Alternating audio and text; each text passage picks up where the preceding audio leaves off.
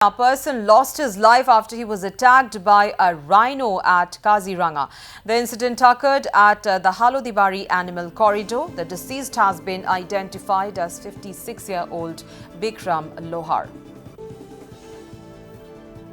So, a big breaking story at this hour, viewers. A person has lost his life after he was attacked by a rhino at Kaziranga. This incident occurred at Halodibari Animal Corridor. The deceased has been identified as 56-year-old Bikram Lohar.